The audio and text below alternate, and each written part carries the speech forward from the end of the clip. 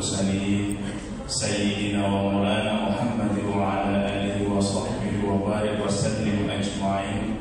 قال رب اشرح لي صدري ويسر لي أمري واحلل عقدة من لساني يفقهوا قولي. Amma ba'du. Yang saya hormati kepala sekolah SMK Nusantara, Ibu Hajah Nikawati Susanti dan seluruh jajaran struktur SMKS Nusantara Banjar Agung yang berbahagia, dan saya doakan semoga selalu diberikan sehat, manfaat ilmu, barokah ilmu untuk anak-anak semua siswa-siswi SMK Nusantara yang berbahagia, baik yang di dalam maupun yang ada di luar ruangan. Marilah kita panjatkan puji syukur kita kepada Allah Subhanahu wa taala. Alhamdulillah pada pagi hari ini kita masih bisa berkumpul di acara sandat di hari yang terakhir. Semoga puasa kita hari ini dan puasa-puasa kemarin diterima Allah Subhanahu wa taala. Baik, untuk hari ini saya ingin mengisi sebuah materi yang sudah ditetapkan, yaitu kesehatan mental dan kekinian. Kenapa materi ini oleh pemerintah untuk dimasukkan ke dalam sanad? Ini kaitan erat dengan apa yang terjadi pada saat ini, ya, di negara kita dan negara-negara lain, bahwasanya banyak mulai pemuda-pemuda, yaitu siapa sih pemuda? Yaitu umur produktif dimulai dari 15 sampai dengan 25 tahun. Kalian berapa umurnya? 17, 18 ya? 18, 19. Yang paling tua itu adalah umur produktif. Apa yang terjadi di umur produktif? Sekarang banyak sekali masalah-masalah yang timbul dari remaja, baik itu di Indonesia maupun di luar. Faktornya apa? Faktornya adalah keadaan dunia. Faktornya adalah ekonomi. Faktornya apalagi? Susahnya mencari lapangan kerja, terutama di Indonesia. Kemarin kamu dengar perusahaan apa yang PHK 10.000 karyawan? Seritek, ya. Perusahaan Seritek, kemudian Yamaha Musik.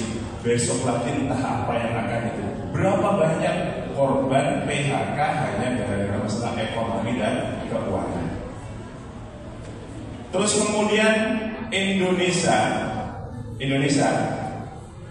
itu tahun 2024 dari jumlah pemuda Indonesia itu hampir lebih dari 20% mengalami gangguan kesehatan mental, yang akhirnya berpengaruh kepada bagaimana kualitas pendidikan, baik itu pendidikan formal maupun non formal, menjadi penghalang untuk berkembang. Di dunia hampir 30%, di seluruh dunia pemuda itu banyak mengalami yang namanya gangguan kesehatan mental. Lalu apa sih kesehatan mental? Dalam diri kita itu ada dua hal yang akan menggerakkan kita hidup. Yang pertama namanya adalah fisik. Kata lain fisik apa? Fisik, badan atau jasad. Kemudian psikis. Apa psikis? Psikologis. Ada jasad, ada psikologis. Dua hal ini harus ada dalam dunia, dalam manusia agar bisa hidup. Bayangin, ada jasadnya, gak ada fisiknya. Siapa? Mayat. Ada psikologisnya, gak ada jasadnya. Yang kuntilanak lah, yang pocong, genderuwo dan sebagainya, gak ada jasadnya. Kalau dua ini tidak terpenuhi di antara kalian, mungkin bisa jadi di antara kalian ini ada satu mungkin yang sebetulnya gak punya jasad masuk ke sini. Mungkin saja. Tapi ternyata kamu memiliki dua hal yang sampai hari ini ada jasad, ada fisik. Jasadnya sehat, fisiknya sehat. Psikisnya sehat, berarti mentalnya sehat.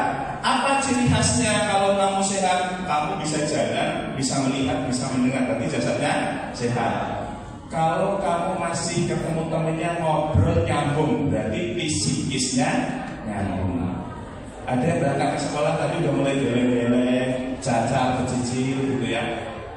Diajak ngomong, kamu hari ini sahur apa enggak? Ambil saya berangkat. Itu berarti jiwanya enggak sehat. Lalu apa kesehatan mental? Kesehatan jiwa sama dengan kesehatan mental. Atau sebetulnya ada kesehatan mental adalah kesehatan yang berkaitan dengan kondisi emosional, kejiwaan atau psikis seseorang. Kalau badan sehat belum tentu jiwanya sehat. Jiwa itu berkaitan dengan apa yang dimaksud? Akal, pikiran, hati dan di dalam hati apa? Perasaan. Di dalam otak kita ada akal, yaitu untuk berpikir, ada hati untuk merasa. Kalau dua-duanya sehat, maka psikis kamu pasti sehat.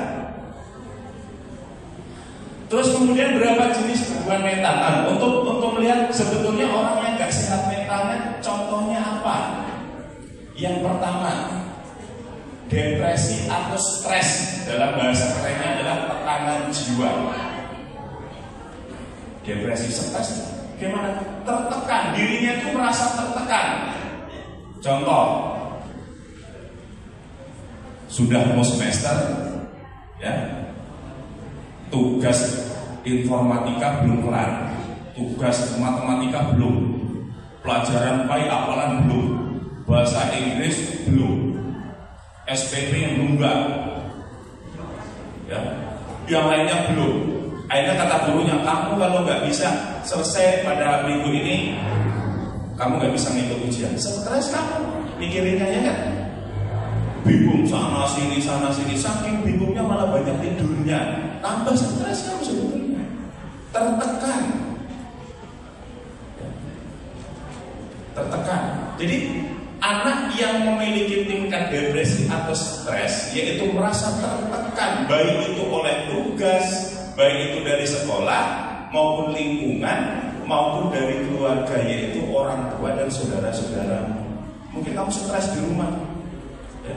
Contoh stresnya apa di rumah? Suruh bapaknya, ya, kamu sudah dari sekolah harus banyak tugas, sampai sekolah ngarit, habis ngarit nanti onceki jagung, nanti meritili singkong. Terus gitu kamu bingung, karena apa? Kalau kamu ngeleng dikit marah bapakmu, kamu ngeleng dikit emakmu ngomel-ngomel. Apa stres, tertekan kamu? Plonga di rumah ya kan? Plonga, puasa sebenarnya tapi plonga. Nunggu buka nggak buka, akhirnya nggak tahan adzan sendiri. Buka, maksudnya asal adzan sendiri. Ditanya apa? Ya syaratnya buka itu kan harus adzan. Ya apa adzan sendiri, buka sendiri. Stres akhirnya. Nggak nyampe lebaran, aku udah keliling-keliling di pasar. Anak Nusantara apa stres gara-gara ngarit, suruh ngarit bapaknya stres.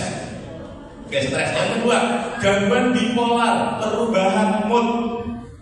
Coba, ini biasanya yang paling banyak di antara. Yang merasa kadang tiba-tiba itu kadang ya seneng, nanti nggak ada hujan, nggak ada angin, kok kayak sedih. Ya, itu gangguan bipolar. Contohnya, tiba-tiba itu merasa seperti orang yang tidak berguna. Tiba-tiba merasa dirinya happy, tiba-tiba merasa sedih, tiba-tiba merasa kesepian, padahal di tengah kelas kesepian. Atau merasa rame padahal di kamar sendiri. Nah, itu bipolar kemudian menghadapi stres ya. Di kamar sendiri ketawa-ketawa gitu. Mak bapaknya bingung. Dok, ngapa dok? Tanya, dok apa dok? Baru kaget. Apa mak? Ya, gangguan bipolar. Kalau kamu berubah mood dalam seketika, atau yang sifatnya mood sosial, contoh, teman kamu lagi di kelas, asik-asik nulis, teman kamu tuh ngomong sama temennya, Tahu nggak? Ya, tadi itu ada loh, cewek itu jilbabnya warna putih, ketemu sama cowok di jalan, ketawa-ketawa, kayak orang stres. Kamu yang merasa tadi itu ketemu teman ketawa di jalan, langsung nyambung, bukan ngomong, langsung moodnya berubah. Mood berubah. Ekspektasi lagi, sudah belajar, istirahat mikir, tempat Mbak Siti lah. Nanti saya mau makan nasi sama telur. Nyampe sana yang ada 3 menit, mood langsung berubah. Lagi kamu ngobrol sama temennya, gara-gara hal sepele saja, masalah HP kesenggol, mood kamu berubah. Berubah jadi apa? Emosional itu. Ada lagi yang moodnya kebablasan. Kamu cowok lagi jalan, di samping meja ada cewek-cewek, sisi itu lagi pada ngobrol, tahu nggak ada cowok cakep tadi lewat. Kamu merasa saya. Akhirnya kamu merasa kayak gitu keren pas mau masuk warung mas. Ya, itu gangguan bipolar, tapi tidak terlalu ya. Gangguan mood selama itu yang sifatnya tidak menghasilkan efek emosional itu masih ketolong. Yang bahaya adalah kalau kamu punya teman bergangguan bipolar, itu gara-gara entah ngomongannya apa merasa dia tersinggung kamu, itu bahaya seperti itu. Jadi perubahan mood tiba-tiba, mood itu apa sih mood? Suasana hati, namanya mood. Terus kemudian kecemasan. Kecemasan sebenarnya bagian dari pengakibat nanti stres.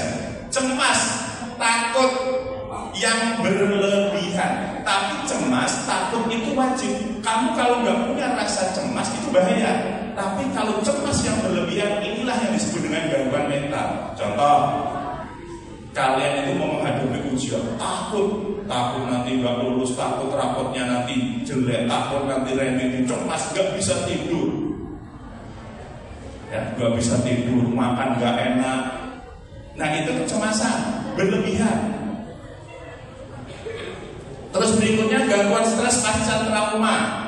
Trauma itu adalah kejadian yang menyakitkan, ya, traumatik, kejadian yang menyakitkan. Contohnya siapa? Anak-anak pasca dibully, anak-anak yang dibully, ya, gara-gara kamu bawa motornya adalah Beat, temen kamu bawanya CBR semua, dibully. Oh, motor karbu aja sok-sokan, ya. Teman kamu bawa helm monyet, kamu helmnya helm King Kong, kegedean. Ada King Kong liwat itu dibully. Gara-gara badan kamu kecil, pendek, keriting, hitam, gampang diluyuyel sama temennya. Woi Ting, sini Ting, merasa dibully, trauma. Apalagi traumatik asbab karena kekerasan. Contoh, hanya gara-gara sepele misalkan.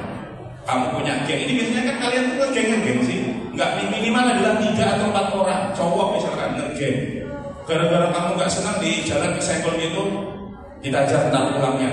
Wah, bawa, ikut saya pokoknya ke karetan, dibawa ke karetan. Dijewer lah, disentik, rambutnya diulur-ulur, itu kekerasan fisik, karena trauma. Orang akhirnya trauma, merasa cemas. Karena cemas akhirnya mengakibatkan satu penyakit yang sangat membingungkan, namanya anxiety. Anxiety itu aneh. Anxiety itu adalah perasaan cemas kayak melihat sesuatu yang sangat menakutkan padahal nggak melihat. Kalau pas dia lagi kumat ketakutan, dikira orang kesurupan. Anxiety bahaya orang. Kalau sudah anxiety, akhirnya dia mengurung diri, disebut dengan introvert. Sendiri, ngurung diri, nggak mau keluar-keluar. Ya, jadi gangguan stres pasca trauma. Yang berikutnya, gangguan obsesif kompulsif, pikiran berlebih atau obsesi. OCD, gangguan impulsif, yaitu cemas kalau sesuatu itu tidak sesuai dengan pikiran, ya. Pikirannya berlebihan. Contoh nih, saya nggak tahu itu begini. Di rumah itu, misalkan kamu gosok, bajunya udah disusun, kamu tuh bingung, baju warnanya nggak cocok, dirubah, diurut-urut, ya. Bahasa kerennya apa? Perfeksionis. Perfeksionis itu orang yang ingin apa serba sempurna, itu bagian dari gangguan positif berlebihan. Ya, ngelihat di kelas itu lihat kembang saja posisinya kurang ke pinggir dikit itu kamu resah lihatnya. Kamu lagi duduk lihat di meja guru ada kembang ditaruhnya ke tengah, itu kamu kayak gimana rasanya? Di kembang di sana itu rasanya kayak gimana itu ya? Pengen dipinggirin. Untung kamu bukan kucing. Kalau kucing jadi sendok jatuh prank. Lihat kucing itu senang banget jatuhin. Jangan kayak kucing. Ya. Lihat di kelas, lihat susunan apa jadwal saja, kamu bisa marah-marah. Nyusun jadwal tuh nggak kayak gitu, harusnya kayak gini, ini harusnya begini, harus begini. Padahal udah bener. Ada teman kayak gitu yang gampang atur. Jajan itu kalau es, campurannya gorengan jangan jajan sama ini loh, atur. Padahal tidak. Kalau orang punya pikiran terlalu berlebihan, seperti kalian ini adalah obsesi namanya. Ya, obsesi. Nah, karena saking obsesi akhirnya jadi muncul yang namanya know everything particular object, disingkat KEPO. KEPO. Kalau nggak tahu apa-apa yang sedang terjadi, kamu tuh merasa resah. Apa sih? Tadi itu gimana? Ngapain? Harusnya kayak gini. KEPO. Know everything particular object, yaitu kesan obsesi ingin mengetahui hal-hal yang kecil yang sebetulnya nggak manfaat untuk dia. Berikutnya, psikosis, halusinasi. Halusinasi itu bukan nasi diulek-ulek dimplek jadi halus, bukan. Kata lain halusinasi apa? Hayalan atau imagination atau imajinasi. Bicara nggak jelas, mengulang-ulang kata atau hiperaktif nih, gambar psikologis. Misalkan ngomong, diajak ngomong, udah ngomong. Iya tadi aku ya, motor kita itu harusnya pakai bensinnya tertarik aja jangan apa. Nanti kamu lagi nanti motor kita pakai diulang-ulang. Ada kan teman-teman kamu yang sering ulang-ulang kata? Hati-hati itu kena psikosis. Bentar-bentar pakai aja. Saya udah ini sih, udah jilbabnya udah benar belum sih? Nanti nggak lama berapa menit kita ngaca lagi udah benar belum sih? Nah, psikosis tuh. Ya. Selalu merasa ada yang kurang, ngomong nggak jelas, ngelantur. Ini saya yakin ada anak yang diajak ngomong itu jawabnya nggak nyambung. Nah, itu ada. Saya guru kamu loh, saya paham ada anak yang akan diambang nyambung. Nggak nyambung, nggak jelas. Kalau kamu udah nggak jelas lagi, sudah halusinasi pas lagi pelajaran informatika, gitu ya. Informatika itu pelajarannya lainnya, bengong, liatin saya, arahnya ke saya, tapi pikirannya bukan ke saya. Saya lagi bukan ke saya. Nah, apa kamu pikirin? Saya itu lihat kalian itu anak yang benar perhatian dengan yang dia lagi halusinasi, saya paham. Dari cara mata kamu memandang itu udah beda. Anak yang serius memperhatikan guru, satu kelas memperhatikan yang tadi ngajar, itu sering, itu kelihatan. Ingat, itu psikologis. Dari cara kamu memandang, dari cara kamu menaruh tangan saja, itu sudah beda. Cara menaruh tangan loh. Ya. Nah, jadi hiperaktif itu ada dua, hiperaktif gangguan mental dengan hiperaktif kreatif. Yang jangannya kreatif, yang di kelas apa dibersihin, itu suruh hiperaktif nggak bisa diam, itu kreatif namanya. Kreatif yang di sini artinya adalah melakukan sesuatu yang baik melebihi dari kebiasaan teman-teman kamu, namanya hiperaktif kreatif. Ada hiperaktif yang nggak kreatif, barang yang ada malah dirusak. Itu namanya hiperaktif yang gangguan mental. Ada teman kamu di kelas gampang sekali itu gambar, coret-coret, saking aktifnya, ya, tembok ditulisin, terus saking aktif kreatif tapi gangguan mental sebutnya, meja ditulis-tulis ke karu-karuan, ya. Ada yang aneh, ya, tapi bukan gangguan, tapi psikosis, tapi bukan gangguan. Pernah kamu pakai penghapus, pena itu penghapus, nggak tahu masalahnya apa penghapus kamu tusuk-tusuk? Ada? Nah iya, penghapus itu nggak ngapa-ngapain, kamu tusuk-tusuk. Coba, apa sih maksudnya kayak gitu? Seneng aja kan? Seneng aja kan? Percaya nggak bahwa hal itu justru malah menghilangkan stres? Makanya kalau kamu di kelas begini itu nusuk-nusuk itu sebenarnya itu ada menghilang stres psikosis, tapi itu menghilang stres bagus sebetulnya. Yang nggak bagus adalah penghapus teman kamu hilang. Penghapus teman kamu hilang, kamu yang bawa. Ada lagi yang terlalu kebangetan. Coba pinjam pen. Pen ini kan ada jepitannya toh. Kadang nggak tahu apa sama kamu dipaksa dipatah. Tanpa sadar kamu memaksa ini pena kamu patah. Apa maksudnya? Itu pena sudah dirancang bener loh. Untuk jepit di sini kamu patahin, apa tuh maksudnya? Itu yang kedua. Kalau yang penghapus ditusuk-tusuk, oke, no problem. Itu menghilang stres. Kalau ini mengundang stres udah sampai dipatahin. Tambah stres lagi itu kan teman-temannya. Ribut ujung-ujungnya. Akhirnya ini contoh sederhana bahwa penghapus yang kamu tusuk-tusuk tapi kamu senang, ini mengakibatkan tadi gangguan stres kamu hilang. Kenapa? Ada keasikan khusus. Sehingga seorang psikologis menyatakan untuk menghilangkan stres kamu butuh pengalihan otak. Itu kan ngalihin otak. Apa yang paling umum dulu digunakan untuk melihat? Pernah lihat apa yang diputar itu? Spinner. Kenapa spinner diciptakan padahal nggak ada manfaatnya? Nggak ada manfaatnya kan spinner? Lato-lato.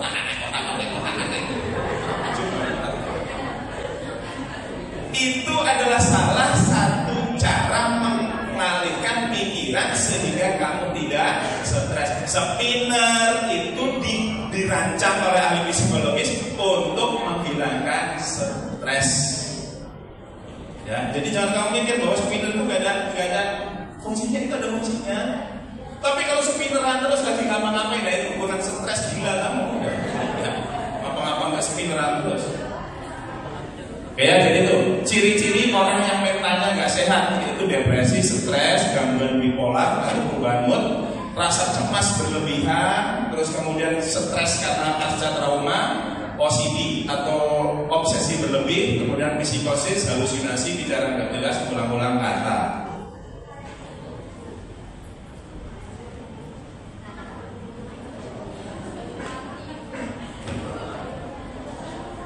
Nah ini tadi saya beritahu survei INAHS 2002 mencatat 34% remaja mengalami masalah kesehatan mental.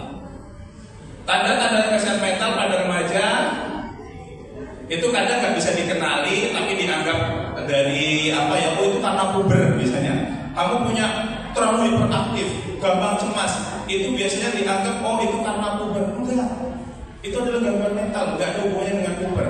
Puber itu biasanya hubungannya itu kaitannya dengan yang paling bisa dipahami pubertas itu adalah jika perempuan berarti dia sudah masuk masa menstruasi. Kalau yang cowok itu sudah mulai maknya ngomong, keinginan syahwatnya sudah mulai muncul di umur berapa? Di umur antara 13 sampai dengan 15. Kalau cewek di umur antara 9 sampai 12. Makanya kalian itu kalau umur 9 tahun berarti kelas berapa 9 tahun? Kelas 5 atau kelas 4? Ya. itu kok sudah haid, itu berarti kamu sudah masuk masa pubertas atau remaja, sehingga di situ ingat dalam pelajaran agama sudah wajib ibadah. Kalau cowok ya umur 15 itu sudah wajib ibadah, atau sebelum 15 tapi maafnya ngomong dia sudah mengalami yang namanya keluar sperma. Jadi kadang masa pubertas itu dikaitkan, oh dia hiperaktif, dia cemas karena puber, bukan ya.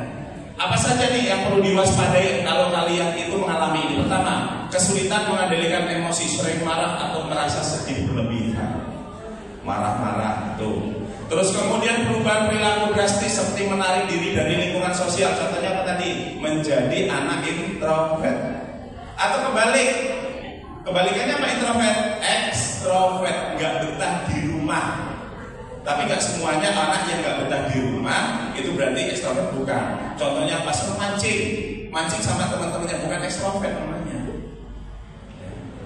Terus kemudian penurunan prestasi akademik yang tidak biasa, yang dari ranking 1 tiba-tiba anjlok ranking 30 dari 29 siswa, kan rombong kamu. Ranking 30 dari 29 siswanya cuma ke 9, ranking kamu 30, gurunya nomor 1 loh pada. Terus kemudian gangguan pola makan dan tidur seperti insomnia atau makan berlebihan. Ya, insomnia, susah tidur, dipaksa-paksa tidur susah, makannya berlebihan.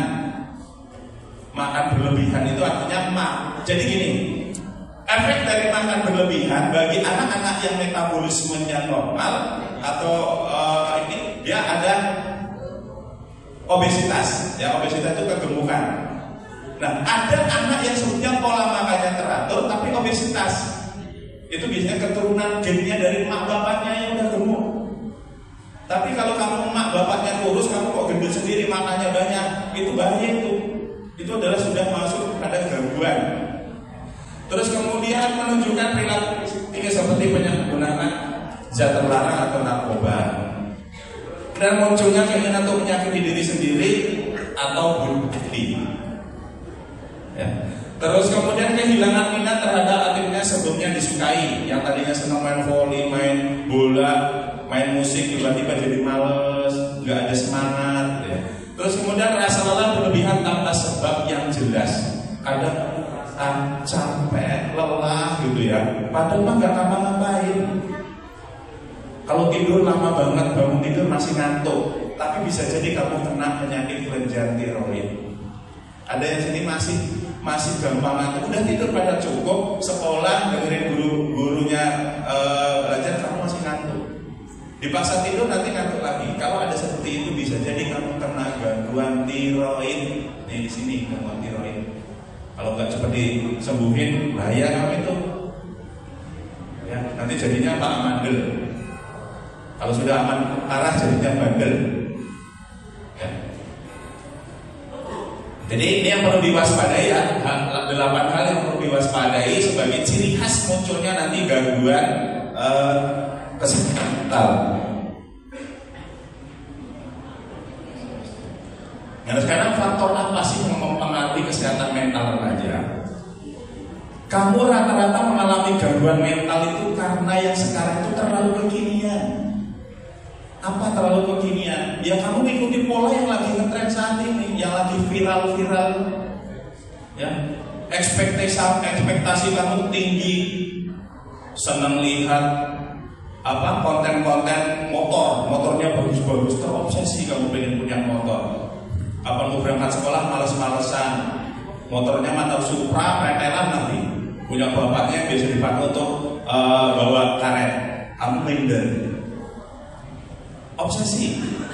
Oke, jadi kira-kira apa saja? Yang pertama adalah tekanan sosial dan media, yaitu ekspektasi, ya, impian yang tinggi dan perbandingan sosial di media dapat menurunkan rasa percaya diri remaja.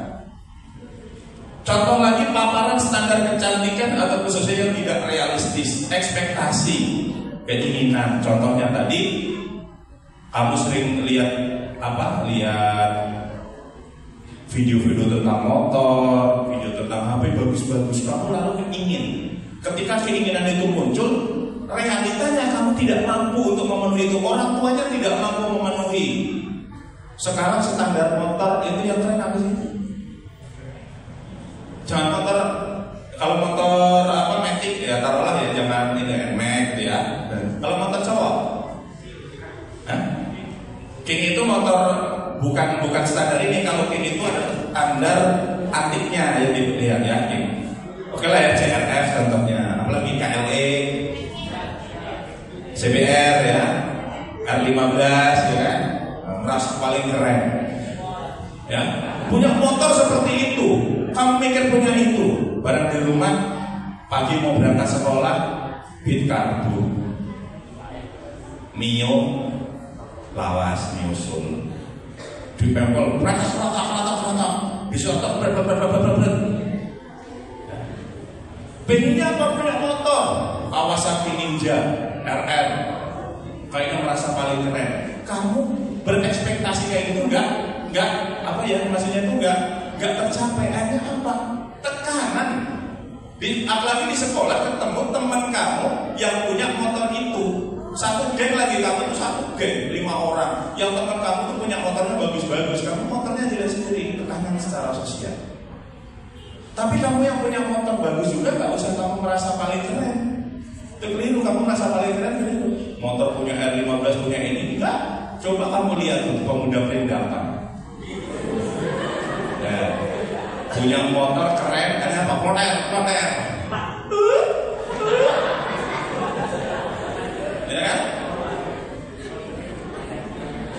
Kamu tahu kan, Bapak punya motor sport MT15, ya, yang sering saya pakai motor gede. Itu di tulang bawah itu cuma ada 2 motornya. Benar, di tulang bawah cuma 2. Saya sama orang Rawajati yang punya. Enggak ada, kamu cari motor jalan sama kayak motor saya, enggak ada. Karena apa? Ketika dulu orang bilang mahal motor itu, saya merasa paling keren. Tapi ketika saya lihat yang pelontar itu tadi, kok bawa MT15 anak perindapan, ngedon saya gak merasa pakai. Loh, lihat aja cari itu di motor ada kan, motor MT15. Yamaha MT15. Itu saya dulu cari motor yang memang tidak, jarang orang punya, tapi motor itu sport. Dilala saya ketemu di dalam, karena di dulu teman juga. Pak Om mau motornya gimana? Yang sport, pengennya yang untuk touring. Oh ada Pak, tapi mahal Pak. Ya apa motornya? Ada MT. Itu gak dipajang di luar, tapi ditaruh di dalam, di gedung. Bapak lihat aja sebentar. Oh ini motor ini cocok saya pakai. Enggak pas beli itu motor. Nah, padahal motor itu standarnya sama dengan R15, harganya juga nggak jauh beda dengan R15. Tapi kalau R15 itu motor sport untuk kecepatan, kalau motor saya itu untuk torsi, tarikan, bukan untuk balap. Motor R15 dipakai untuk ngebut-ngebut. Kalau motor saya enggak, untuk ngasih tarik, narik kelapa sawit, itu Pak. Karena apa? Torsi, tekanan, tarikan. Motor R15 diajak di tanjakan, boncengan belum tentu angkat. Motor saya enteng dipakai. Nah itu bedanya. Saya nggak suka motor ngebut karena bapak udah tua. Pernah bapak itu tahun 2008 bawa Ninja dari sini ke Bandar Lampung, pulang itu kayak gini. Karena penakut. Benar, saya pernah bawa Ninja sampai ke Bandar Lampung. Ada saya mikir nggak cocok ternyata. Kalau untuk kalian mungkin naik motor kayak gini tuh nggak masalah sih, tapi kayak bapak ini modelnya udah degit-degit nanti. Kayaknya apa? Cocoknya adalah motor touring atau naked, itu motor yang tegak. Nah itu tadi ekspektasi dengan punya motor yang bagus. Terus apanya? Ketika kamu punya motor keren juga nggak usah punya ekspektasi. Oh saya paling keren. Oh paling keren gitu. Apalagi sampai belajar salto-salto, si Tejo, si apalah gitu, ya. Nah. Terus kemudian lingkungan keluarga. Nah, kamu bisa mengalami kesehatan mental dari lingkungan ini yang paling banyak mempengaruhi kamu tidak sehat mentalnya adalah di keluarga kamu sendiri. Dimulai dari apa? Pola asuh yang terlalu protektif atau kurang perhatian. Protektif. Orang tua kamu terlalu protektif, terlalu melindungi. Jangan keluar malam. Jangan ini. Jangan ini. Jangan ini dan seterusnya. Keluar sebentar nggak boleh. Sekolah saja harus dianterin, pulangnya harus dijemput. Padahal kamu nggak mau, pengennya itu. Di sekolah ada masalah sedikit, mak bapak kamu yang datang. Terlalu protektif. main dengan tetangganya nggak jauh-jauh suruh, atau tidak terlalu perhatian. Kamu tuh berangkat main malam pulang subuh, mak bapak kamu diem aja. Ya. Itu berarti pola asuh antara yang terlalu protektif, terlalu memaksakan, melindungi, melarang, itu mengakibatkan kamu mentalnya bermasalah, atau yang tidak terlindungi juga bermasalah. Terus kemudian konflik keluarga yang tidak terselesaikan. Maknya ngomong konflik itu seperti apa? Mak bapakmu sering berantem, mak bapakmu sering ribut. Kamu lagi asik-asik belajar, ada UFO lewat, miring terbang, ya, wajah bubrang. Mak kamu ribut, bapak kamu ribut, kebun binatang semua disebut, dari mulai kucing, mulai semut semua disebut. Ya. Mak kamu ngotek, mau ngomel sama bapaknya. Kamu jadi suami gak bisa gini misalkan. Dasar kamu itu kucing, dasar kamu ayam. Bapaknya dasar kamu kebun binatang, semua di situ lengkap. Ya. Kamu dengerin itu, pasti kamu terganggu mentalnya. Mak bapak saya kok kayak gitu, mak bapak saya seperti ini. Kamu ada apa nggak betah di rumah? Hanya ekstrovert, kamu pergi menghindari rumah. Ya. Konflik, atau kamu konflik dengan saudaramu, dengan kakakmu galak, atau kakakmu terlalu pelit, atau kakakmu itu terlalu gampang menyalahkan diri kamu, atau kebalikannya adik biasanya. Nih, adik biasanya ya. Kamu juga harus paham. Apalagi kamu anak yang punya adik nih, contohnya. Lalu adik kamu itu yang ngoret-ngoret buku kamu marah, adik kamu nangis, kamu yang dimarahin sama mama.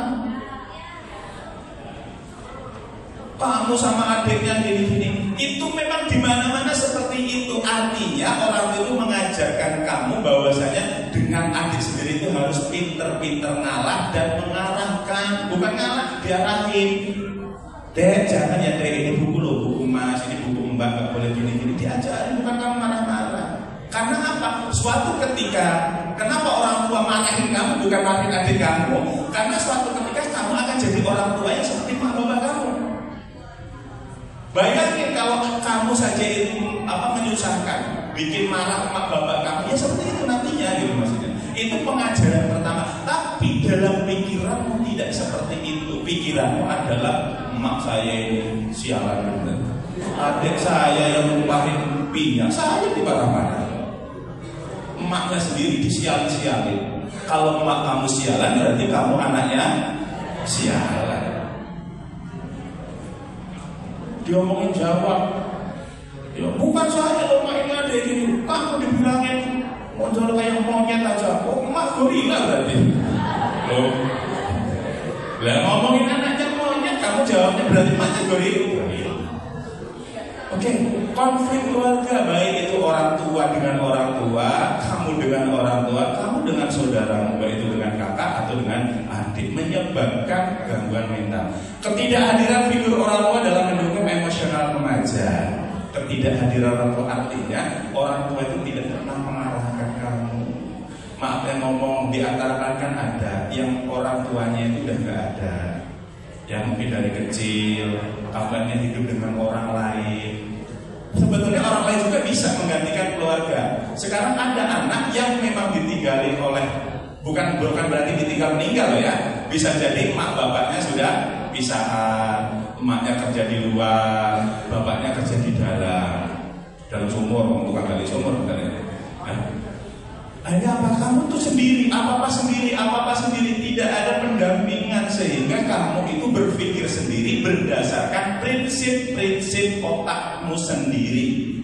Tidak ada pendampingan dari orang tua. Bahaya seperti itu.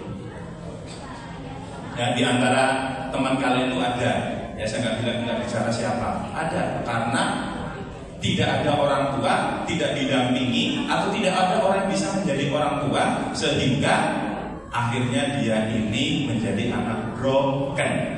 Broken itu apa sih? Broken. Putus, arti kata dari broken itu putus, terputus dalam masalah memahami kejiwaannya. Broken. Akhirnya pas sekolah, ngawur sekolah, mungkin sekolah tugas nggak dikerjain, itu banyak. Akhirnya akibat dari kesalahan dari lingkungan keluarga. Bullying atau kekerasan. Nah ini anak yang mengalami bullying atau kekerasan akan bisa mengalami gangguan mental. Nah, untung kok kamu itu bullying di Indonesia. Walaupun dibully di Indonesia ya. Nah, bullying di Indonesia. Di Indonesia kalau dibully beda dengan Amerika. Di Amerika anak yang dibully itu memiliki dendam yang tinggi. Ketika dia dendam, maka dia harus melampiaskan dendam itu baik kepada orang yang membuli atau orang-orang yang ada di lingkungan si pembuli. Kasus yang belum lama ini adalah anak SMA menembak beberapa siswa dan gurunya. Berapa kali di Amerika terjadi? Kenapa di sana senjata dibolehkan? Walaupun untuk anak sekolah senjata nggak boleh. Itu senjata bisa jadi punya orang tuanya atau saudaranya atau punya kakaknya, diambil, diberondong di sekolah. Kenapa? Dibully. Bawa ke sekolah di tas itu ada senjata api, berondong sama guru-gurunya. Itu berkali-kali dari zaman dulu. Sering terjadi di Amerika itu. Kalau anak dibully, rata-rata yang nembak siswa itu rata-rata pasti dibully. Ya. Itu di luar negeri efeknya kalau dibully, kamu yang bully itu diancam terus. Bisa jadi kamu itu tadi pas sekolah, ini seandainya kamu di Amerika, tahu-tahu kamu ditembak sama dia. Kalau di Indonesia kan nggak ada kayak gitu. Ya, dibully paling nangis aja Pak. Terus kemudian nggak betah pindah sekolah. Itu enaknya di Indonesia. Ya. Kalau saking sakit hati pergi ke Mbah Dukun, Mbah tolong santetin Yanto Mbah. Oh bully saya. Yo le, pengen disantet apa? Disantet ketawa Mbah. Dia tuh gak pengen menyakiti, disantet ketawa. Tiba-tiba malam hari dikerjain, dibakarin minyak, kamu semalam sampai malam ketawa terus sendiri. Bahaya. Paling ke situ tuh arahnya. Ya, jadi hati-hati, jangan membuli, karena efek dari membuli itu adalah gangguan mental yang parah, bisa mengakibatkan dendam yang sangat dalam. Itu malah kamu sendiri nanti yang bisa bermasalah. Ada satu kasus di Ridwan ya, kasus itu sudah lama. Remaja, awalnya masalah bully-bulian. Dalam beberapa tahun terjadi di unit 4. Dulu di Sukamaju, dulu saya itu juga masih bujang. Itu ketika ada acara organ, itu tiba-tiba anak itu geletak di tengah-tengah itu, ada pisau najam di sini. Dia tahu. Walaupun polisi tahu bahwa ini pasti teman-temannya bully, tapi kalau nggak ada buktinya nggak bisa. Sampai sekarang kasus itu tidak terpecahkan. Itu gara-gara bully. Nah kamu jangan sampai. Saya juga nggak ngajarin kamu yang bully, ya, nggak ngajarin yang bully. Yang kalau paksa dibully itu harus gimana?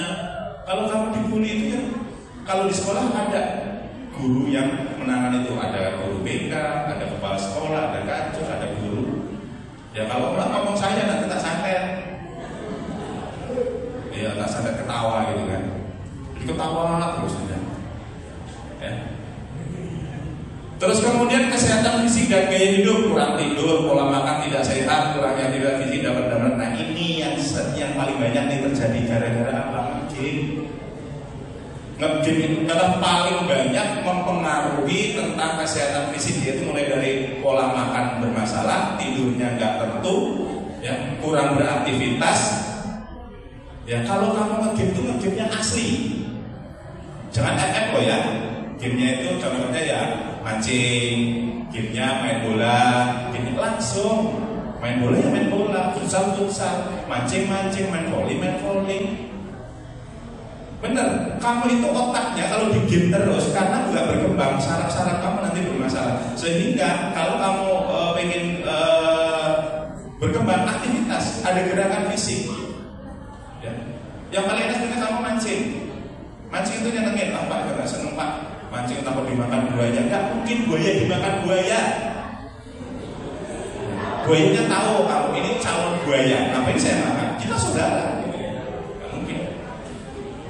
Nah, ingat main game boleh, bukannya nggak boleh, main game itu boleh. Kamu bisa kreatif gara-gara game. Contohnya apa? Mungkin dari segi bahasa baik loh ya. Kamu kamu nggak seberapa pintar bahasa Inggris, tapi gara-gara main game kamu bisa bahasa Inggris, ada. Tapi jangan sampai kamu membuat bahasa sendiri. Bahasa bisa kebun binatang keluar. Ini kan jelek. Sehari itu kalau bisa game itu ada waktunya. Jangan di sekolah. Saya tuh sering lihat tuh kamu tuh di sekolah itu yang game, lagi belajar game. Saya nggak pernah ngomentari atau tak biarin. Ini ciri-ciri khas nih anak kreatif. Ya, seneng nge-game kreatif. Ya kreatif di gamenya, keluarnya ini nanti remedi. Jadi kreatif kalau remedi kan, saking kreatifnya remedi. Terus kemudian tekanan akademik, yaitu tekanan yang sifatnya formal seperti tugas sekolah berlebihan. Di Indonesia masih mending nih. Kasus bunuh diri anak sekolah terbesar nomor 1 adalah Jepang, kedua Korea, ketiga Singapura. Kok bisa? Jepang itu tingkat bunuh diri anak sekolah tinggi karena stres. Berangkat jam 7, pulangnya malam. Kalau kamu nggak bisa menyelesaikan akademik tingkat sekian, kamu dibully di tingkat sosial. Kamu di orang tua kamu kayak anak nggak berguna. Apalagi Korea itu tingkat untuk bisa masuk ke perguruan tinggi, baru masuk perguruan tinggi ya. Ingat, ada 2 perguruan tinggi di Seoul di Korea. Itu kalau kamu masuk di perguruan tinggi itu sebagai acuan bahwa kamu memang anak yang memiliki masa depan. Ini lucu di sana. Kalau kamu setelah lepas SMK atau SMA tidak bisa masuk ke Universitas Seoul, maka kamu itu seolah-olah gagal di awal. Orang tua kamu jadi nggak suka sama kamu, teman lingkungan kamu menghina kamu. Kenapa? Kalau nggak bisa masuk di universitas ini. Emang universitas itu ngapain? Kalau kamu bisa lulus di universitas itu, maka kamu akan mudah sekali diterima kerja. Itu universitas itu. Sehingga di Seoul itu persaingan sangat ketat. Sehingga kalau kamu baru mau masuk universitas saja persaingan. Kalau sampai nggak lulus, anak itu merasa akan dikucilkan di tengah masyarakat, di sosial, bahkan dikucilkan di keluarga, hanya bunuh diri. Di Jepang sama, di Singapura itu sama. Bahkan di Singapura sama Korea sama. Di Korea itu di umur tertentu 2 remaja itu nanti ada wajib militer. Di Singapura ada wajib militer juga 2 tahun.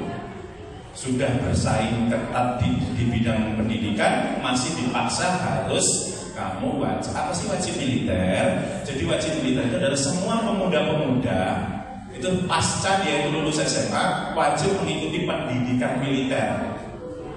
Tujuannya untuk apa? Tujuannya kalau negara itu perang, tentaranya kurang, kamu sudah pernah latihan jadi tentara sehingga kamu dikasih senjata bisa nembak untuk wajib perang. Indonesia pernah ada wajib militer di era zaman Presiden Pak Soekarno. Sekarang nggak ada, alhamdulillah. Yang di luar negeri itu sampai masyarakatnya saja wajib suruh ikut militer. Di Indonesia namanya Konoha, beda mau masuk militer malah susah. Masuk polisi susah, masuk tentara susah, biayanya besar. Di sana malah diwajibin, yang diwajibkan. Oke, jadi tingkat bunuh diri tinggi yang gara-gara beban akademik terjadi di beberapa negara. Contoh yang paling dekat adalah Singapura. Walaupun di Singapura itu tidak terlalu banyak diekspos. Yang sering mendengar mungkin kamu Jepang, ya sama Korea.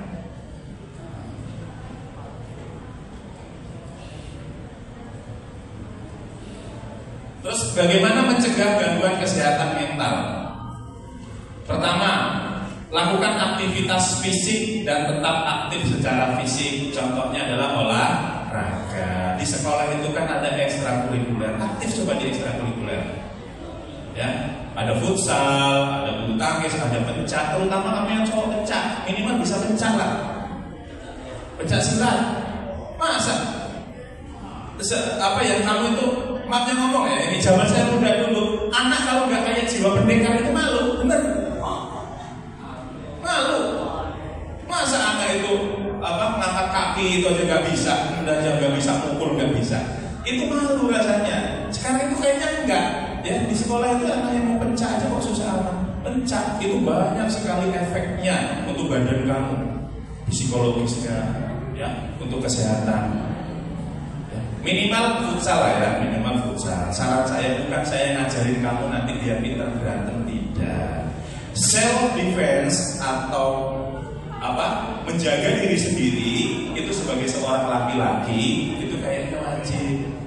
Sekarang tanya sama cewek-cewek, seneng nggak punya cowok ya bawa motor bareng di tengah jalan, dicegat begal, cowok kamu langsung, ya om ambil saja om motornya, ini cewek saya sekalian om, bawa om. Cowok model apa kayak gitu? Ayo. Ceweknya pas lagi makan bareng-bareng ada corong, ceweknya di apa? Digoda, halo cewek, cowoknya keren nih, kamu malah cium, cowok model apa kayak gitu? Coba kamu pintar silat, ya, pasti kamu anak. Tapi ini jangan diambil yang jeleknya, ambil yang baiknya. Kalau kamu ikut pencak, itu jiwa kamu itu jiwa pendekar. Kamu nggak bisa melihat orang seperti itu. Tapi bukan langsung main tonjok loh ya, mentonjok. Kasih peringatan, Mas, minggir nggak usah macam-macam. Ya, saya ini sudah sabuknya hitam. Gak percaya, lihat sabuknya hitam. Ya. Di tengah jalan, dicegat sama anak-anak, mau dibegal dia itu, kamu bisa melawannya. Cewek kamu seneng pasti kan, terlindungi. Keren juga yang Mas itu ya. Sudah ganteng, cakep, tinggi, bisa melindungi, pinter silat. Walaupun celananya robek pas nendang, ya nggak apa-apa. Ini contoh hal sederhana. Jiwa kamu jadi sehat, kamu punya percaya diri tinggi. Ingat, di pencak itu anak itu diajarin itu percaya. Ingat, bukan yang jeleknya ya. Percaya diri karena kamu memiliki kemampuan. Saya dikeroyok 3 gak masalah. Ya, dikeroyok 20 saya gak bakal lari. Pasti saya menang kalau lawan anak TK. Hanya TK. Jadi walaupun kamu itu musuh kamu itu segede apapun, kalau kamu punya jiwa merdeka, sudah biasa latihan silat, nggak punya rasa takut sama sekali. Walaupun kamu tahu mungkin kamu nggak mampu, tapi kamu itu merasa percaya diri. Beda, sudah tinggi gede badannya, nggak pernah mengikut acara kayak gitu, ya nggak pernah ikut kegiatan fisik, nggak pernah ikut ekstra kayak gitu, ya lain nanti lah kamu ngikut apa seperti tadi sama ceweknya atau sama teman-temannya diganggu, kamu diem lumpuh aja. Ya. Tapi juga kembali ke kejiwaan kamu, sudah tinggi besar gede, gagah sama ceweknya, ketika diganggu orang sifat aslinya muncul. Bang, jangan gitu sih bang, ganggu cewek saya. Baru muncul kayak gitu aslinya. Ya. Itu kalau kamu yang sudah kayak gitu, jangan ikut silat malu-maluin. Pas kita des, orang mocok gitu dia des. Pas ditendang, bum, orang dia kata tahu. Itu gak usah ikut silat kalau kayak gitu, malu-maluin. Apalagi minum kodok kan, sudah rokok melambai itu kodok cek. Ya, itu takut jurinya ketawa ngekek-ngekek malah gak ada nilai kamu. Jadi cegahlah dengan hal-hal yang kaitannya dengan apa? Hal yang fisik, ya, menguras tenaga berkeringat fisik. Pak, saya nggak bisa silat, kaki saya sakit dan kering. Ya apa yang di rumah macul, matul, terus ya. Terus kemudian membantu orang lain dengan tulus, biasakan ringan tangan bukan nabok. Ringan tangannya bukan nabok, gampang bantu. Ya. Ada yang gampang bantu tapi ngabis-ngabisin. Temennya bawa jajan banyak, tak bantu ngabisin ya. Bukan ya gitu. Ya. Artinya gampang ringan, baik itu di lingkungan sekolah, di lingkungan sosial, di rumah atau di tetangga kamu mudah. Terus kemudian membiasakan berpikir positif, bersuudzon, jangan berbaik sangka. Biasakan berbaik sangka untuk mental kamu agar tersusun bahwa kamu bukan orang yang gampang sekali berpikir negatif, ya. Berarti kamu harus berpikir banyak, sering berbaik sangka. Kemudian memiliki kemampuan untuk mengatasi masalah. Kalau punya problem, kamu cari solusinya sendiri. Kalau nggak ketemu, ngajak teman kamu. Kalau nggak ketemu, nyari orang yang bisa diajak ngomong. Kayak jadi masalah itu kadang kamu mau ngomong bingung. Ngomong dari teman kamu sendiri dulu. Saya punya masalah gini, menurut kamu gimana? Kalau nggak itu kita ke guru BK aja, yuk minta tolong. Ada guru BK di sekolah itu. Guru BK itu adalah sebagai pembimbing kalau kamu punya masalah akan dikasih cara-cara teori bagaimana menyelesaikan sebuah masalah atau solusi. Terus kemudian mencari bantuan profesional jika memang kamu melakukan seperti tadi. Yang kamu kalau sudah nggak bisa, kamu minta bantu orang lain. Menjaga hubungan baik dengan orang lain. Ramah artinya di sini. Dengan orang itu harus ramah. Ya. Tempos wiro, tenggang rasa. Ya. Terus kemudian memastikan tubuh mendapatkan cukup waktu istirahat. Nah ini waktu istirahat yang cukup itu mengakibatkan metabolisme dalam tubuh kita itu berjalan dengan baik, sel-sel menjadi regenerasi, otak kalian lebih fresh, hati kamu lebih nyaman. Bagaimana maksudnya istirahat itu yang cukup? Otak itu perlu istirahat, badan perlu istirahat. Kalau tidur itu cepet-cepetnya jam 10 malam. Oh, berarti sehat banget Pak. Maghrib dan tidur. Itu malam kamu nggak sehat. Subuh, apalagi nanti habis ini kan libur nih, kelas 1, kelas 2, kelas 10, 11 kan libur. Habis sahur, subuh, tidur, bangun jam 12, duhur, tidur lagi, bangun jam 4, tidur lagi adzan. Nah, agar waktu kamu itu istirahatnya cukup, waktu istirahatnya cukup. Coba dalam bulan puasa itu kamu main HP-nya dikurangi dulu, terutama di malam hari. Ketika sudah waktunya malam, taruh HP. Coba kuat enggak kamu? Mental kamu kuat enggak tanpa menyentuh HP? Taruh HP, kamu sudah tidur. Pas kalau Pak tidur, kamu bingung, kan? Bingung. Nanti tak kasih tahu biar kamu bisa cepat tidur. Tapi nggak minum obat, nggak boleh minum obat. Jadi kurangi main HP. Siang hari juga jangan terlalu sering. Nah, apa yang harus dilakukan? Oh, kamu bisa baca Quran pakai target. Oh, satu hari saya harus hafal harus selesai 1 juz. Hari kedua juz 2. Jadi akhirnya apa? Akhirnya sampai terakhir 30 berarti 30 juz. Jangan kamu ngenteni sore itu juz. Maksudnya itu juz dari Quran. Ya.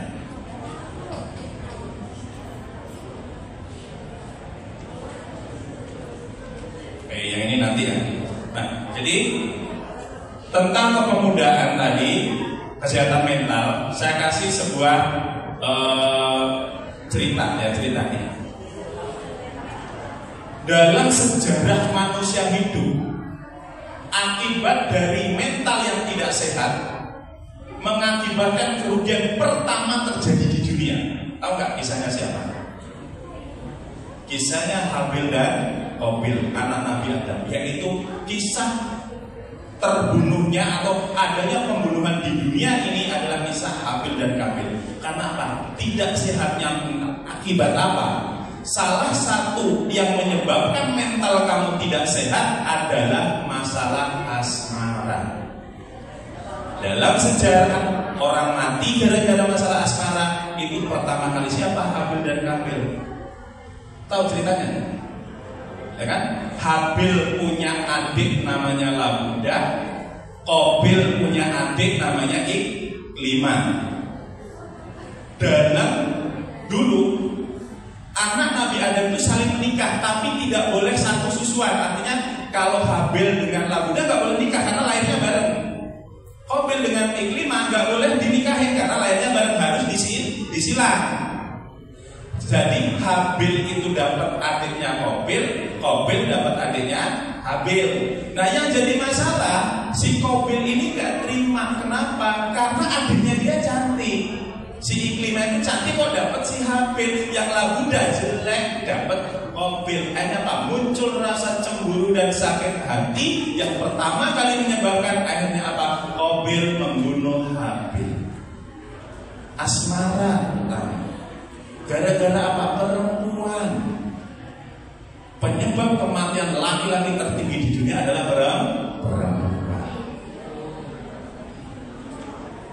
Loh, kamu ke Rusia pernah lihat itu? Di Rusia itu loh kekurangan laki-laki. Banyak yang mati, kenapa? Ikut perang. Ya. di Cina, di Jepang, krisis masalah pemuda. Jadi di dunia ini ada suatu sejarah di mana kesehatan mental itu terpengaruh. Salah satunya adalah masalah asmara. Kisah Habil dan Qabil bisa menjadi contoh bagaimana anak Adam ini mulai bermasalah dengan mentalnya saat masalah asmara muncul. Sekarang kamu ngikutin, lihat coba cewek atau cowok yang lagi demen-demennya masalah asmara. Kalau sudah ngumpul, yang cewek bahas cowok, terus yang cowok bahas cewek, terus kalau sudah punya cowok silsiran kayaknya kesehariannya itu aja dibahas. Gak sehat mentalmu. Anak yang mikirnya masih sekolah, mikirnya tentang asmara, satu, gampang ngeluh, gampang curhat, ya kan? Gampang moodnya berubah. Benar, itu jadi masalah di mana-mana, bukan cuma di Indonesia, di mana-mana. Jadi permasalahan asmara itu menjadi asbab pertama yang menjadikan gangguan mental di sekolah itu rata-rata itu. Walaupun tadi sudah ada salah satunya adalah itu. Nah, jadi pemuda-pemuda seperti kalian remaja yang kalau zaman dulu itu masih era zaman zaman kuno lah ya, zaman kuno sebelum seperti kekinian saat ini, permasalahan sekarang lebih kompleks karena masalahnya kita berada di era digital dan teknologi maju. Ya, jadi tadi kesimpulannya ya bahwasanya coba kalian pahami kalian sendiri, apakah saya punya gangguan mental kesehatan tuh ya, bukan gila tapi pikir saya gila enggak gitu kan. Apakah mental saya sehat? Dari tadi yang sudah saya paparkan. Kalau saya merasa saya dari ciri-ciri ini berarti ada nih resiko saya nanti menjadi gangguan mental. Nah, nanti kalau sudah ada kayak gitu, kamu perbaiki dengan cara seperti yang sudah saya sampaikan. Nah, untuk yang terakhir, salah satu untuk diri kamu untuk lebih lagi bersemangat dalam hidup, menghindari adanya gangguan mental, kesehatan mental, ada satu trik yang bisa dipakai namanya hipnoterapi. Saya hipnoterapi itu sudah melakukan ini dulu dari zaman dulu. Alhamdulillah, karena sering dilakukan, akhirnya hidup ini lebih tertata. Kalau masalah emosi, orang itu naik turun. Yang artinya adalah dominan, kita lebih motor. Kita akan membuat dominan, bukan berarti orang itu akan selamanya motor, enggak, tapi akan dominasi. Ya. Termasuk tadi yang susah gangguan tidur. Saya kasih tahu trik bagaimana kamu kalau tidurnya susah. Ya. Kalau susah tidur, salah satu hal yang menjadikan kamu ngantuk itu adalah mata. Mata itu harus dibohongin, ditipu agar kamu muncul ngantuk. Caranya adalah kamu memusingkan diri sendiri dengan cara memandang bolak-balik ke atas ke bawah. Jadi gini, ke atas sampai pol, ke bawah, ke atas, ke bawah. Hitung selama 20, nanti berhenti. Coba, atas, bawah, atas, bawah. Nanti berhenti, atas, bawah, terus setiap 20. Perhatikan, nanti lama-lama mata kamu lelah. Mata yang lelah mengakibatkan respon di otak bahwa kamu dianggap ngantuk. Langsung otak nyuruh kamu tidur. Maka kalau pas lagi bengak-bengok kayak gini, angkat mundur. Tapi ingat, kalau bisa jangan di samping teman kamu, nanti dikira kamu kesurupan. Kesurupan apa gitu? Sudah. Aku sadar Jadi angkat mata ke atas, ke bawah, ke atas, ke bawah sebanyak 20, berhenti, angkat lagi terus. Setelah itu kamu bisa fokus kepada hal yang monoton. Apa itu hal monoton? Hal yang itu saja. Dalam dunia psikologis, salah satu hal monoton ketika orang ingin tidur digambarkan sebagai orang yang sedang menghitung domba. Jadi kan menonton film kartun kalau mau tidur suruh hitung domba kan? Itu adalah monoton. Kamu hitung domba monoton. Jadi udah mata ke atas ke bawah, ke atas ke bawah, ke atas ke bawah. Terus kemudian sudah mulai lelah, kamu berusaha menjamkan mata. Terus kemudian itu tadi triknya. Kamu lihat ada domba itu satu, kamu hitung 2, 3, 4, 5. Itu kalau sudah hitungannya ngaco, kamu tadi sempat lupa, itu berarti sudah mulai ngantuk. Tapi kalau kamu seorang muslim, ya jangan hitung domba. Usahakan kamu mengulang-ulang satu surat sampai kamu itu bosan. Al-Fatihah misalnya ulangi alhamdulillah sampai kamu bayangin huruf-hurufnya, itu kan lama tidur kok kamu. Makanya syaratnya tadi HP kamu matiin. HP itu jadi pemicu untuk kamu susah tidur. Gitu ya. Jadi trik secara psikologis yang pernah saya diajarkan dulu waktu manajemen development itu adalah bagaimana agar bisa tidur. Memang saya praktekin benar, nggak lama tidur gitu. Nggak lama tidur. Kayak sekarang adalah hipnoterapi. Apa itu hipnoterapi? Yaitu mensugesti diri sendiri, menerapi diri sendiri dengan cara adalah menggunakan kalimat-kalimat. Nih, yang perlu kamu pahami, dalam diri kamu itu ada diri kamu yang lain. Apa namanya? Alam bawah sadar. Alam bawah sadar itu adalah alam yang akan menggerakkan sadar kamu. Alam bawah sadar ini kalau nggak diajarin dia nggak ngerti. Jadi kamu ada diri kamu yang lain. Bukan berarti kamu ada dua. Kamu itu berbarengan dengan diri kamu yang lain disebut dengan alam bawah sadar. Nah, alam bawah sadar itu harus diberikan sugesti yang sifatnya adalah hari ini, saat ini, yang normal dan yang real. Contoh, ini adalah afirmasi. Kata-kata afirmasi adalah kata-kata untuk mensugesti diri sendiri. Contohnya adalah aku mencintai diriku apa adanya. Ini adalah agar alam bawah sadar kamu menumbuhkan rasa bahwa kamu mencintai diri sendiri. Yang kedua, aku seorang pemaaf. Berikutnya, aku seorang penolong. Aku orang yang ikhlas dalam menerima. Aku berhak bahagia dan sukses. Ya Allah, terima kasih semua nikmatmu. Alhamdulillah. Ini mengajarkan alam bawah sadar kamu untuk terima ini. Kalau diulang-ulang terus, aneh nanti dalam diri kamu. Tiba-tiba mood kamu itu kok bisa bagus. Jangan kamu pikir kamu yang menjalankan itu adalah otak dan hati toh, tapi ada alam bawah sadar yang kadang-kadang mungkin tadi kamu kok tiba-tiba cemas. Tadi kan ada tuh ya, tiba-tiba cemas. Siapa sih yang cemas? Itu alam bawah sadar kamu yang cemas, bukan kamu. Kamu bingung. Ada orang bingung tapi nggak tahu masalahnya. Itu yang masalah adalah alam bawah sadar. Oke ya.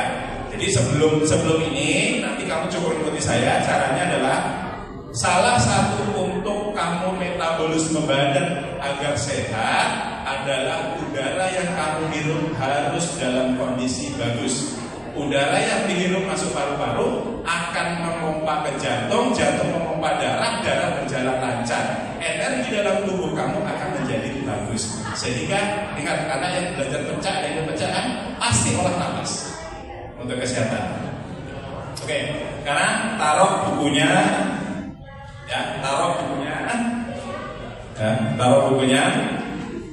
Di HP kamu ada foto kamu enggak? Bukan HP-nya bukan. Sekarang lihat foto kamu yang mukanya kamu sendiri.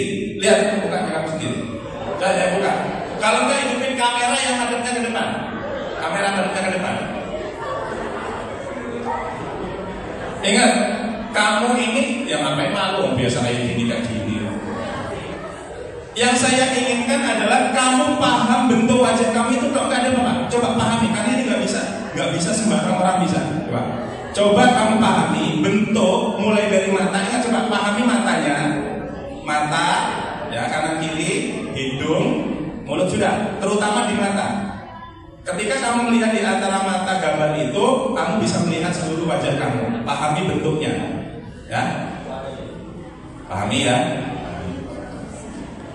Oke. Kalau sudah taruh HP-nya, coba dulu bersila, duduknya bersila, tahu sila kan? Silo, bersila ayo. Duduk bersila. Tangan taruh di atas paha seperti ini, menghadap ke atas. Tangannya cukup membuka.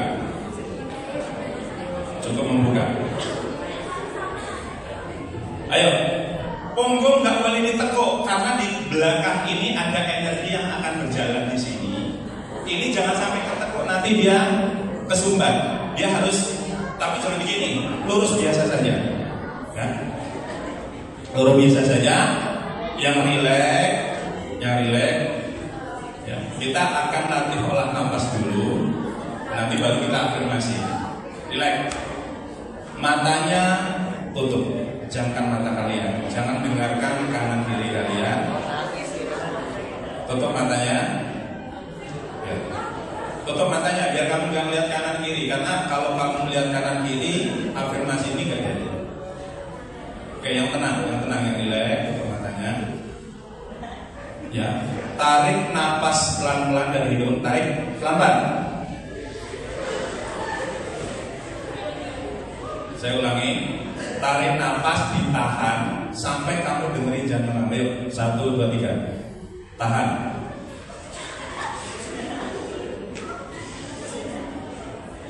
Lepaskan pelan-pelan.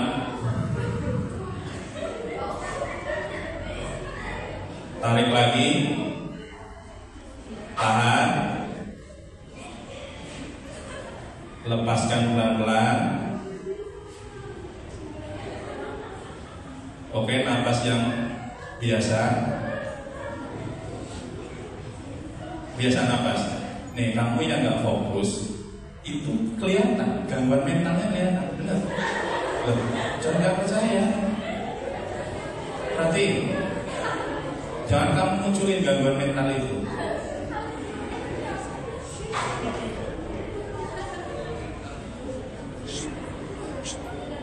Oke, siap? Napas pelan-pelan biasa saja. Coba sekarang mata ditekuk melihat ke dalam, yaitu seperti melihat di ujung kening. Pejam matanya. Jangan terlalu dipaksa, nanti sakit. Sudah? Oke, kemudian biasa lagi matanya. Sekarang pelan-pelan tarik ke atas matanya. Coba bayangkan wajah kamu sendiri yang kamu lihat di HP. Coba mulai dari mata. Bayangkan wajah kamu sendiri.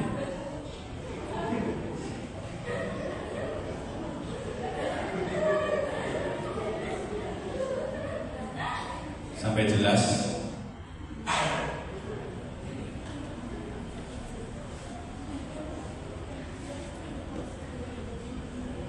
Bayangkan terus wajah kamu sendiri, bahwa yang kamu lihat itu sebetulnya adalah diri kamu sendiri yang ada di dalam tubuh kamu. Saat ini kamu akan berbicara dengan apa yang ada di depanmu itu. Baik ya, dalam hati, cukup dalam hati saja. Ikuti perkataan saya. Bismillahirrahmanirrahim. Dalam hati saja.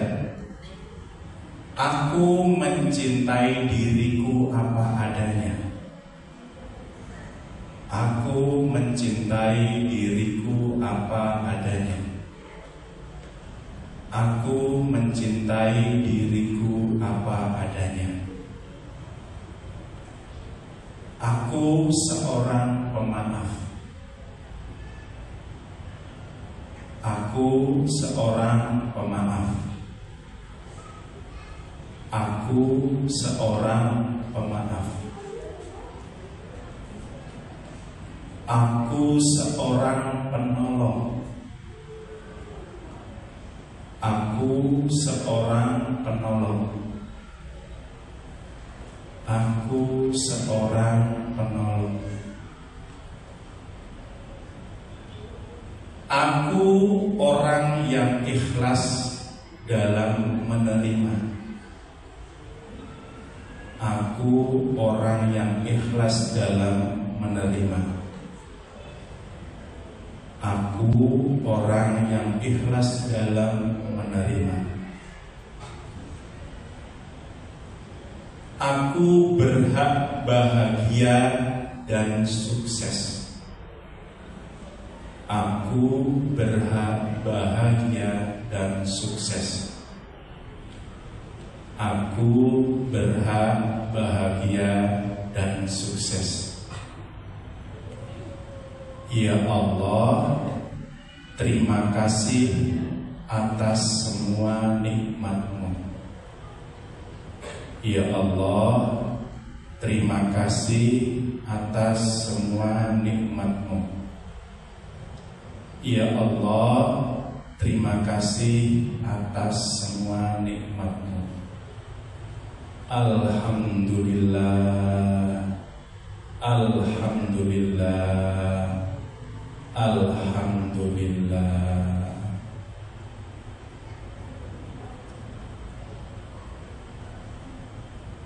Pada saat ini dirimu sedang berbicara dengan dirimu sendiri, yang mungkin selama ini kamu mengabaikan dirinya. Dia ada dalam tubuh kamu, dia ada dalam pikiranmu, dia ada dalam hatimu, tapi kamu tidak pernah berbicara kepadanya. Sehingga kamu menjadi orang yang jauh dari dirimu sendiri. Sehingga kamu menjadi orang yang sangat sulit untuk memahami diri kamu sendiri.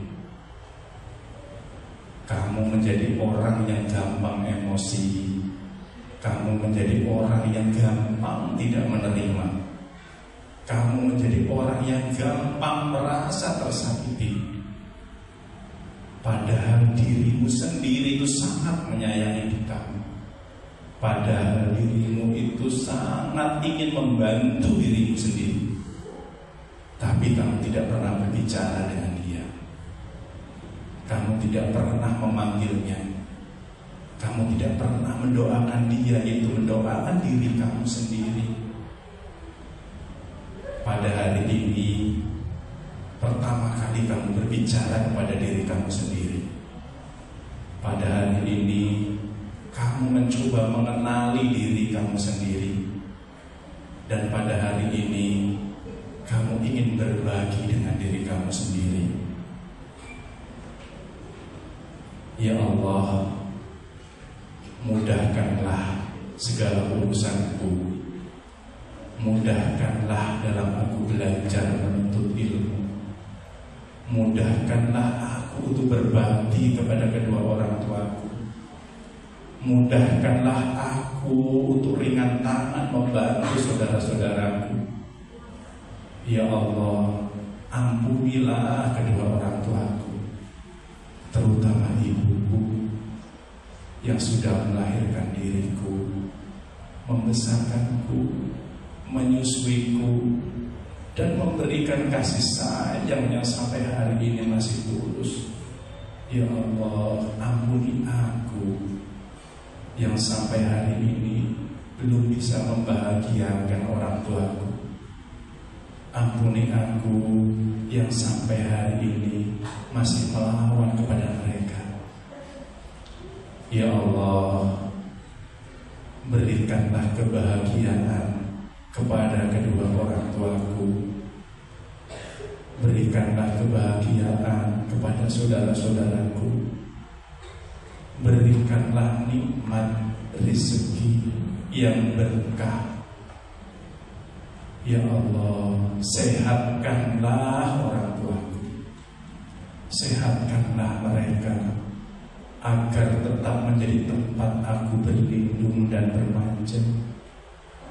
Ya Allah, betapa banyak dosaku kepada orang tuaku, terutama kepada ibuku. Ya Allah, jangan beri aku hisab yang berat. Jangan bebankan aku dosa karena melawan kedua orang tuaku. Gantilah dengan berkah-Mu untuk kedua orang tuaku. Ya Allah, jadikan puasaku di Ramadan ini sebagai penyembuh sakit dalam diriku, rasa sakit hatiku, penyembuh segala penyakit dalam jiwaku, sebagai penyembuh dalam segala kecemasan di pikiranku. Ya Allah, terimalah puasaku, terimalah ibadahku, dan terimalah segala apa yang telah aku perbuat dalam kebaikan. Ampuni aku dari segala kesalahan, bimbing aku dalam kebaikan. Ya Allah, terima kasih atas segalanya. Ya Allah, terima kasih atas nikmat-Mu. Ya Allah, terima kasih aku masih diberi hidup sampai hari fid dunya hasanah wa fil akhirati hasanah wa qina adzabannar. Alhamdulillahi rabbil alamin. Silakan dibuka matanya. Jadi di rumah salah satu teknik ketika ingin kamu merubah diri kamu, jangan memaksakan diri merubah melalui pikiran dan hatimu, tapi rubahlah dengan cara mengenal diri kamu yang ada dalam diri. Saat mau tidur, saat kamu terbaring, afirmasikan ke dalam diri kamu, agar kamu tahu ya bahwa kamu itu ada diri kamu yang lain dalam diri kamu. Selama ini nggak pernah kamu sentuh. Ya, sering-sering melakukan afirmasi. Afirmasi tidak perlu seperti yang saya tulis. Kamu boleh. Yang penting keinginan-keinginan yang bagus. Ya Allah, jadikan saya orang pemaaf. Ya Allah, jadikan saya orang yang semangat, dan seterusnya. Yang terutama, jangan lupa mohonkan ampun kepada kedua orang tuaku. Allahumma firli dunubi wali walidayya walhamdulillah kama rabbayani shaghira. Demikian, semoga apa yang saya sampaikan ini ada manfaatnya untuk kalian. Dan marilah ya kita sama-sama tutup acara ini, acara saya ini kan dengan bacaan